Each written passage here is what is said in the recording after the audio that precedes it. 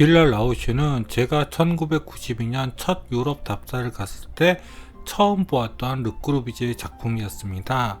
당시 아무것도 몰랐던 저는 왜 꼬르비제라는 건축가가 위대한지를 그때 처음 깨닫게 되었고요. 그래서 2022년, 즉 30년이 흐른 후 여기를 다시 답사를 갔을 때 그 당시 필름 카메라에 제대로 담지 못했던 이 공간을 DSLR 카메라로 찍는 것에 남다른 감회가 있었습니다.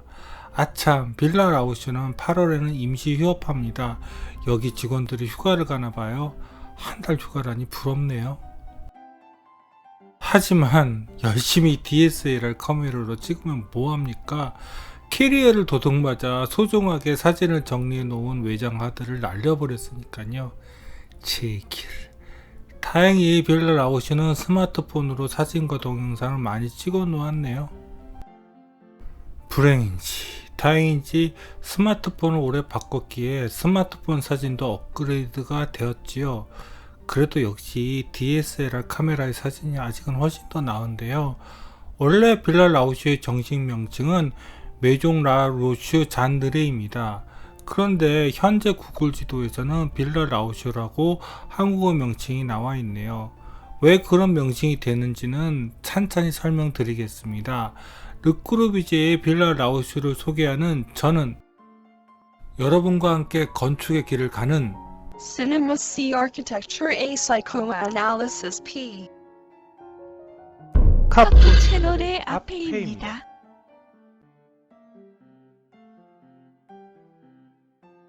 빌라 라우슈는 파리의 서쪽 변두리에 위치하고 있습니다. 저는 메트로를 이용해서 자스망역으로 여기를 갔습니다. 자, 구글 스트리트로 한번 볼까요?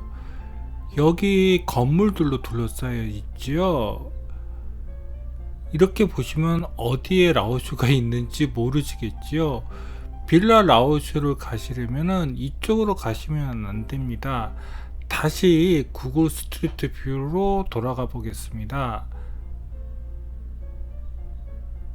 빌라 라우슈는 바로 저쪽으로 들어가셔야 합니다.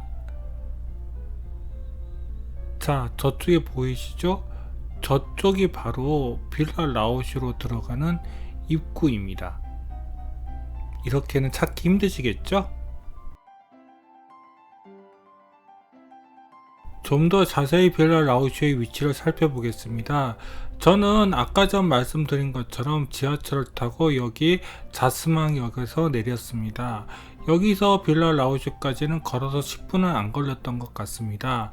그런데 미리 여기 입구를 파악해 놓지 않으시면 빌라 라우슈를 들어가는 곳을 찾기가 쉽지 않을 것입니다.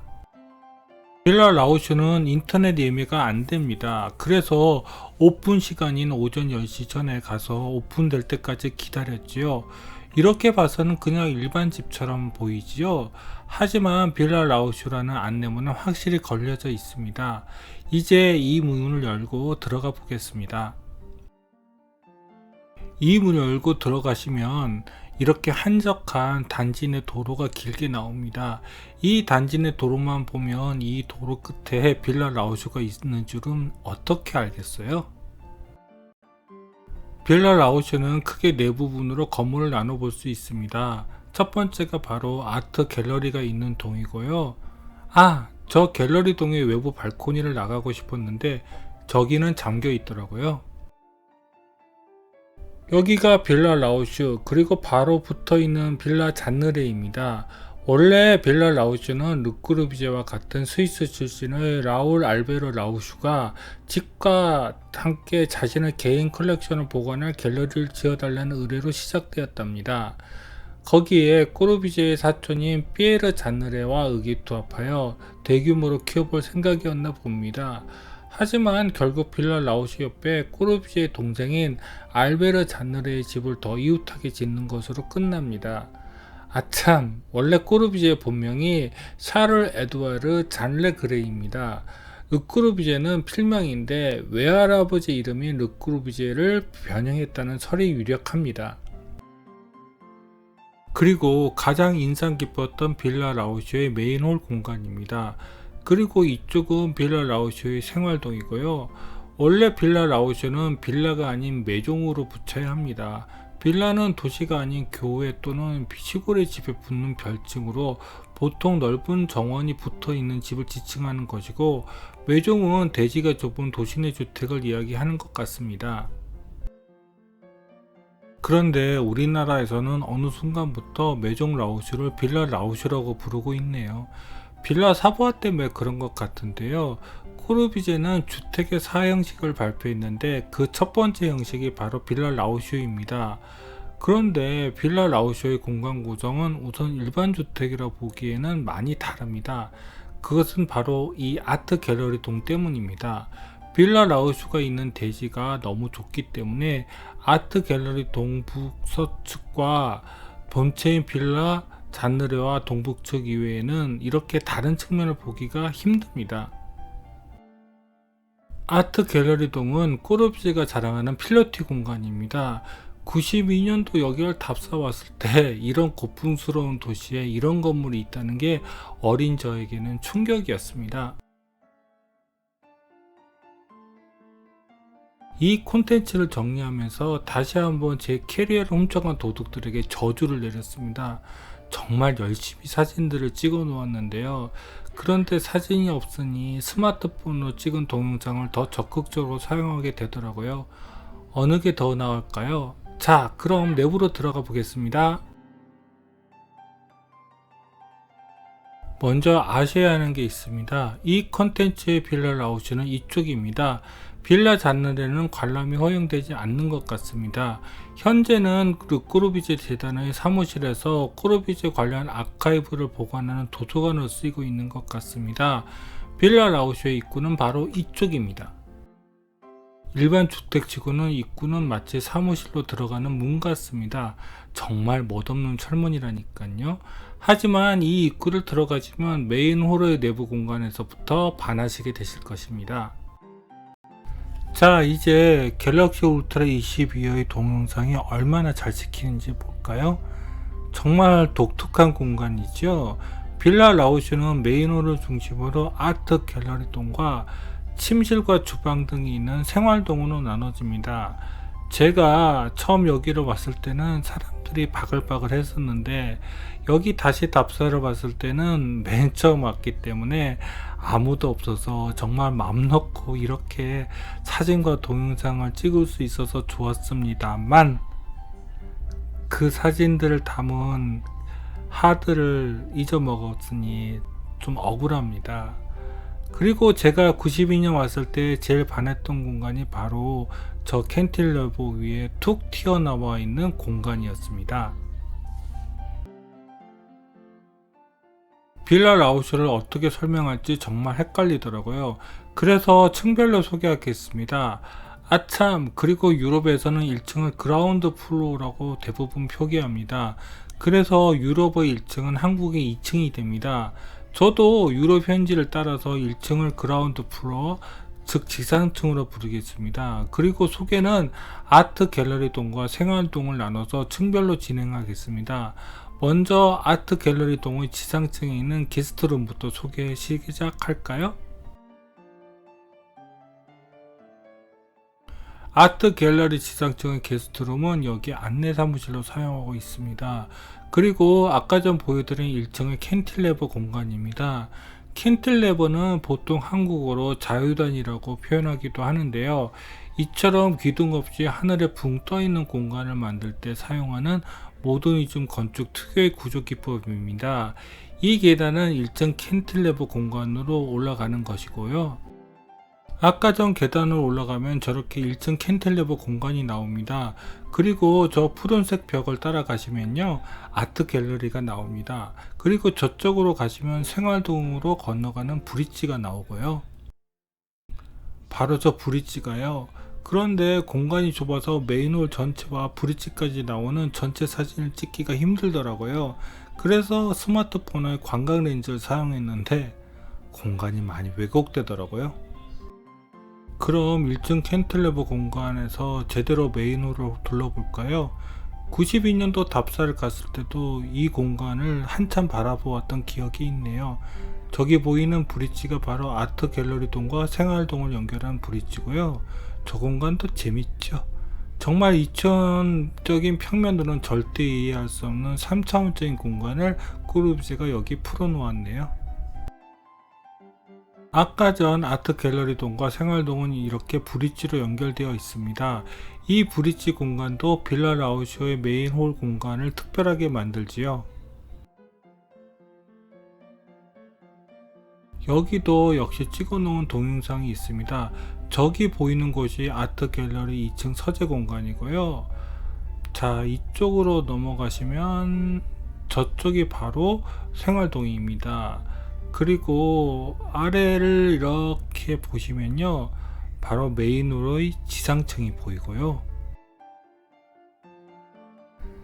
이 브릿지의 자랑은 바로 저 전면 유리창, 즉 유리 커튼월입니다. 만일 21세기 현재의 기술을 쓸 수 있어도 저렇게 유리 프레임을 쓸까요? 궁금해지네요.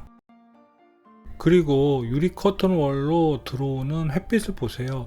저 각도에 들어온 햇빛이 브릿지를 거치면서 빛이 쪼개지는 효과가 있더라고요. 그 결과가 저것입니다. 마치 유리 프리즘에서 나오는 빛과 같은 효과가 나지요. 그래서 저 밋밋한 하얀 벽에 빛의 그림을 그리네요.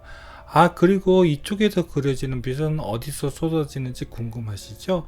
그것은 좀 이따 설명드릴게요.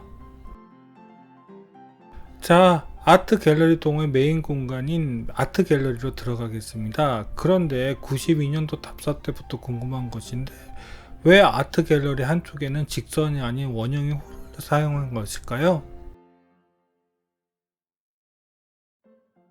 아트 갤러리 내부입니다. 라우쇼의 소망대로 여기에는 미술품들이 전시되어 있습니다. 그런데 솔직히 여기에는 많은 작품을 전시할 수는 없네요. 그 이유는 바로 이쪽에 있는 램프, 즉 경사로 때문입니다. 솔직히 이 공간이 아트 갤러리로 충분하려면 저 램프 공간 벽 쪽에도 그림을 전시하는 게 맞을 텐데요. 그리고 이 과장된 조명등은 어쩔? 그래서 이 공간에 대해서는 어떤 판단을 내려야 할지 모르겠더라고요. 하지만 이 모든 의문은 이 램프를 따라 올라가면 풀립니다. 빌라 라우쇼의 아트 갤러리는 이 공간 자체가 하나의 예술입니다. 그런데 카메라를 들고 램프를 올라가는 것은 고역이더라고요. 그것은 제가 한쪽 어깨에 무거운 DSLR 카메라를 메고 또 한쪽에는 또 동영상을 촬영하는 스마트폰을 들고서 있기 때문입니다. 램프를 다 올라가시면 저쪽에 저렇게 서재가 보이고요. 또 이쪽으로 이렇게 도시면 아트 갤러리 전체 공간이 훤히 내려다 보입니다. 정지 화면으로 다시 램프 공간을 살펴볼까요? 빌라 사보의 직선 램프와는 달리 원형의 궤적을 따라 도는 램프로 올라가면 이 공간들이 좀 더 입체적으로 느껴집니다. 아참, 저쪽 문은 뒤쪽 발코니로 나갈 수 있는 문입니다. 그런데 아예 가구로 막아버렸네요. 빌라 라우슈가 꼬르비제의 주택의 사형식 중 첫 번째라고 앞에서 말씀드렸죠. 꼬르비제는 램프를 통해서 공간이 어떻게 변화되는지에 대해서 많은 고민을 했던 것 같습니다. 저는 개인적으로 빌라 라우슈의 이 램프가 마음에 듭니다. 만일 이 공간이 그냥 박스형의 그냥 직선 램프였다면 정말 평범했을 것입니다. 꼬르비제는 이 공간을 하나의 예술 작품으로 만든 것이죠. 그리고 저 램프 이후의 공간인 고측창. 꼬르비제는 원래 건물이 놓이는 대지의 햇빛 컨디션을 엄청 꼼꼼하게 살핍니다. 그리고 그에 따라서 고측창과 천창을 배치하여 내부를 빛과 그림자로 꾸미죠. 꼬르비제는 여기가 아트 갤러리임에도 이쪽으로는 햇빛이 들어오지 않는다는 것을 확인했을 것입니다. 그리고 이 간접 조명등, 아까 전 간접 조명등이 과장되었다고 말씀드렸는데요. 이 거대한 간접 조명등은 원래 자체의 조명 시설도 있지만 남서쪽으로 열려져 있는 고측창에서 들어오는 햇빛이 내부로 들어오는 것을 조금이라도 차단하는 효과가 있는 것 같습니다. 자, 이제 아트 갤러리 동의 2층, 즉 항구의 3층으로 올라가 보겠습니다. 2층에는 서재가 위치하고 있습니다. 2층의 서재입니다. 그런데 저기에 전시되어 있는 것도 작품인가요? 지금 서재는 비워져 있습니다. 옛날에도 서관은 바로 메인홀 쪽으로 열려져 있는 난간 아래쪽에 위치했던 것 같습니다. 그리고 서재에서 돋보이는 공간은 바로 저 천창입니다. 저 천창은 그냥 단순한 천창이 아닙니다. 이 천창은 경사가 되어져 있어서 마치 프리즘처럼 천창으로 들어온 햇빛을 내부로 끌어들입니다. 그 빛의 결과가 바로 이것입니다. 이 수법은 나중에 빌라 사보아에도 그대로 적용이 됩니다. 그래서 저 극적인 햇빛이 파란 벽에 그려지게 된 것이죠. 대단하십니다, 꾸르비제 할아버지. 서재의 창입니다. 이 창을 통해서 아트 갤러리의 뒤쪽 발코니도 보이네요. 1층 브릿지가 보이시죠? 아트 갤러리 동을 끝내기 전에 서재 난간에서 메인홀을 한번 살펴볼까요? 생활동 2층 난간은 위험 때문에 그물이 설치되어 있습니다. 그리고 이쪽으로 돌아보시면 서재 공간이 보입니다. 자, 여기까지가 아트 갤러리 동입니다. 이제 생활동으로 넘어가겠습니다. 생활동으로 부르기는 하는데 그건 제가 일단 소개를 위해서 임의로 붙인 명칭입니다. 여기에는 침실, 식당, 부엌 등이 있어서 그렇게 제가 이름을 붙인 것입니다. 메인홀에서 바라본 생활동 모습입니다. 역시 여기도 아트 갤러리와 마찬가지로 3층으로 되어 있고요. 저 계단으로 들어가셔서 오른쪽으로 도시면 이 문이 나옵니다. 이 문은 바로 여기 관리인의 숙소입니다. 빌라 사보아도 마찬가지지만 관리인은 대부분 이 집 주인의 운전사들이었습니다. 그런데 여기는 가정부인 것 같습니다. 부엌과 창고가 바로 근처에 있는 것을 보면요. 여기 관리실 숙소는 꽤나 넓은 편이더라고요. 혼자 쓰는 것은 아니겠죠? 그리고 관리실 숙소에는 화장실도 바로 붙어 있더라고요. 여기 화장실은 방문객과 여기 안내 직원들이 지금도 사용하고 있습니다. 그리고 바로 관리자 숙소를 통해서 부엌으로 들어갈 수 있습니다. 바로 관리자 숙소에서 부엌으로 가는 문입니다. 이것을 보니 여기 집주인은 확실히 직접 주방을 사용하지 않았네요. 집주인이 관리자의 방을 지나서 부엌으로 가 라면을 끓여 먹지는 않았을 테니까요. 여기는 부엌으로 가는 통로에서 관리자 숙소를 바라본 것이고요. 그리고 그 통로에는 이게 설치되어 있네요. 바로 식품 엘리베이터가요. 지상층 부엌에서 음식을 만들어 이 엘리베이터에 실어 1층의 팬트리로 올려보내 1층의 식당으로 서빙을 하도록 계획이 되어 있습니다. 그런데 부엌은 생각 이상으로 공간이 너무 좁더라고요. 그래서인지 부엌이 공간이 좁고 어둡지 않게 하기 위해서 이렇게 큰 천창을 만들어 놓았더라고요. 좀 과할 정도로요. 아니면 1층 발코니에서 내려다보고 감시할 목적으로 만들었을까요? 설마요. 이제 생활동 1층으로 올라가 볼까요? 1층부터는 계단에서부터 방으로 가는데 메인홀 쪽으로 좁은 복도가 배치되어 있습니다. 그것은 이 생활동에는 방이 여러 개로 나눠져 있기 때문입니다. 저기 보이는 곳이 계단실 공간이고 이쪽에는 다이닝룸이 위치하고 있습니다. 그리고 그 사이에는 벽으로 가려진 복도가 있고요. 1층에서는 먼저 다이닝룸부터 살펴볼까요? 이 다이닝룸의 벽 색깔은 빌라 사보아의 2층 거실과 똑같은 색인데요.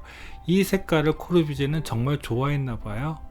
사실 저도 좋아하는 색인데요. 모더니즘 건축하면 역시 이 띠창이죠. 그런데 지금 생각해보니 빌라 사보아에는 큰 다이닝룸이 없었는데요.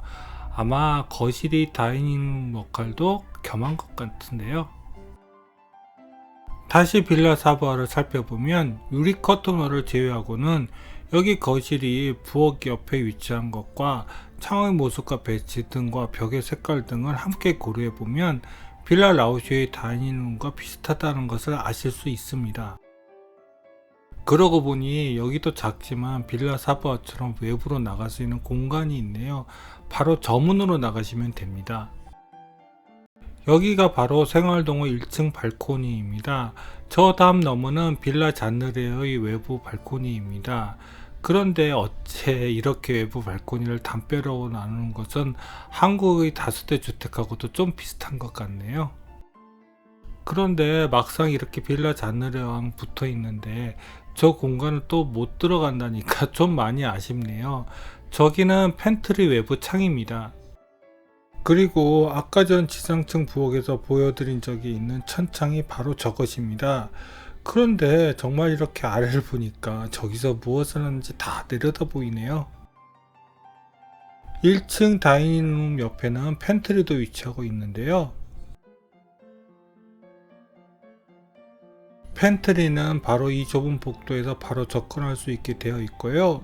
들어가면 간단한 개수대도 위치하고 있습니다. 그런데 이 팬트리의 진정한 목적은 바로 지상층의 부엌에서 식품 엘리베이터로 음식을 올려와 다이닝룸으로 서빙하는 공간인 것 같습니다. 그런데 이 당시까지도 주인과 하인의 공간이 나눠져 있다는 게 좀 아쉽네요. 원래 모더니즘 건축 공간은 계층과 계급으로 공간을 나누지 않는다는 것이 근본 사상임에도 불구하고요. 2층으로 올라가기 전 1층 계단실 쪽에서 오픈된 난간으로 메인 홀을 바라본 것입니다. 여기서는 아트 갤러리 1층 캔틸레버 공간이 더 돋보이고요. 저기에 서재 난간도 보이네요. 이제 생활동 2층으로 올라가 보겠습니다. 2층에는 침실 공간이 위치하고 있습니다. 2층으로 올라가는 계단입니다. 2층으로 올라가시면 1층과 다르게 여기 전체 공간이 얕은 난간을 제외하고는 오픈되어 있네요. 원래 여기에는 안전을 위해 그물망이 설치되어 있는 것인지 추후에 설치한 것인지는 잘 모르겠습니다. 그리고 저쪽이 침실로 들어가는 복도이고요. 바로 저 문입니다. 그런데 난간에 그물망을 설치한 것은 잘한 선택인 것 같습니다. 막상 가보면 꽤 높다는 느낌이 들어서 그물망이 없으면 좀 겁날 것입니다. 그리고 여기는 침실로 들어가는 복도이고 이쪽으로 가시면 욕실, 그리고 이쪽으로 가시면 드레스룸입니다. 빌라 사보아에 비해서 빌라 라우즈는 방들이 너무 좁습니다. 아마 메인 홀을 전체 건물의 규모에 비해 너무 크게 잡은 나머지 상대적으로 진짜 생활이 있는 공간들이 좁아진 것 같은데요. 특히 이 침실에 딸린 욕실과 드레스룸을 보면요. 침실 옆 욕실은 지금 한국 현대 아파트에 있는 침실 옆 욕실만큼 좁고요. 드레스룸은 그래도 욕실에 비해서는 넓은 편이라고 해야 하나? 저 창으로는 바로 빌라 잔느레가 이렇게 보입니다. 빌라 잔느레의 주인인 꼬르비제의 동생 알베르 잔느레는 바이올리니스트로 1939년에 스위스로 기항했다고 하니 적어도 저 집에서 10년 이상은 산 것이겠네요. 이제 침실로 가볼까요? 욕실과 드레스룸이 이 정도 규모이니 침실 역시 빌라 라우쇼의 규모에 비해서 많이 좁습니다. 좁지만 그래도 옷장 하나는 빌트인 퍼니처로 들어가 있네요. 원래 이 집의 주인이 라울 알베르 라우슈는 은행가입니다. 그는 동양의 꼬르비제를 1918년에 만나 그와 함께 이탈리아 답사도 같이 갔었다고 합니다. 그런데 재력가인 라우슈의 침실치고는 너무 좁지 않나요? 원래 빌라 라우슈에는 피카소, 브라크, 레제 등의 예술품들이 있었다고 하네요. 그런데 라우슈 사후에 3분의 1을 다른 곳에 기부하였다고 합니다. 정말 예술품을 사랑했던 사람인가 봐요. 이제 옥상을 올라갈 차례인데 안타깝게도 옥상 평면이 없어서 일단 2층 평면으로 대신하겠습니다. 실제로 옥상에 올라가시면 사용할 수 있는 공간은 이 정도 뿐이네요. 옥상으로 올라가는 계단입니다. 그리고 여기가 옥상 계단실이고요. 그런데 빌라 라우슈가 단지 내에 있는 건물이라서 옥상을 가도 실제로 주변 건물들만 보일 뿐 그렇게 뷰가 좋은 편은 아닙니다. 지금 빌라 라우슈와 빌라 잔느레의 옥상 경계에 칸막이가 있는데 처음부터 있었던 것 같지는 않습니다. 안전 문제인지 옥상 정원은 현재 못 들어가게 막아 놓았습니다. 뭐 특별하게 볼만한 것은 없는 것 같기는 한데요. 그런데 옥상 정원을 막은 이유는 저 계단 때문인 것 같기는 합니다. 왜냐하면 저 계단으로 옥상 정원에서 바로 메인홀과 아트 갤러리동 지붕으로 넘어갈 수 있기 때문입니다. 그건 뭐 여러가지 안전 문제도 있고 동시에 건물을 보호하려는 이유겠죠. 그리고 저기가 바로 서재의 천창입니다. 빌라 라우슈와 빌라 사보아는 시간상으로 5, 6년 차이밖에는 안 되는데 빌라 사보아는 엄청 많은 천창을 쓰지요. 꼬르비제가 천창에 꽂힌 게 빌라 라우슈가 계기가 되었을지도 모르겠네요. 옥상층에서 생활동 1층 발코니를 바라본 것입니다. 여기서는 빌라 잔느레의 발코니도 더 잘 보입니다. 이렇게 빌라 잔느레를 보니 빌라 라우슈보다 훨씬 더 생활의 느낌이 강한 주택이라는 생각이 드네요. 옥상층에는 원래 옥상정으로 쓰였던 시절의 옥상층 사진도 있는데요. 옛날에는 옥상으로 빌라 잔느레랑 연결이 되었나봐요. 지금도 이렇게 공개되면 참 좋았을 텐데요. 안타깝네요. 이상이 빌라 라우슈에 대한 소개였습니다.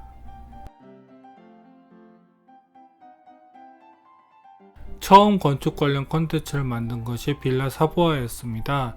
그걸 만들면서 빌라 라우슈를 꼭 다시 한번 와보고 싶어졌는데 그 소원은 이렇네요. 그런데 찍은 사진을 다 날려버렸으니 또다시 DSLR 카메라로 여기를 찍고 싶은 소원이 생겼습니다. 반드시 또 그런 날이 오겠죠? 그리고 여기를 또 오고 싶은 것은 여기서 걸어서 30분 거리 내에 꼬르비제 스튜디오 아파트도 위치하고 있고 또 헥토르 기마르가 디자인한 주택들도 근처에 있기 때문입니다. 꼬르비제의 스튜디오 아파트는 빌라 라우슈에서 같이 티켓팅을 할 수 있는 것으로 알고 있습니다. 다만 제가 답사를 갔을 때는 여기가 휴무일이라서 답사를 못 갔네요. 여기도 가봐야지요. 헥토르 기마르의 작품이 빌라 라우슈 근처에 있다는 것을 안 것은 빌라 라우슈의 안내 직원이 가르쳐 주어서였습니다. 뭐 그냥 외부만 볼 수밖에 없었지만 지하철역으로 가는 길이 있어서 구경하기는 편했습니다. 기마르는 모더니즘 건축과 그 이전의 서양 전통 건축을 이어주는 중요한 건축가입니다. 특히 기마르는 철이라는 재료가 가지는 예술성에 대해 많은 주목을 했는데요. 그래서 기마르 작품들은 이렇게 철문의 디자인을 가지고 많이 이야기합니다.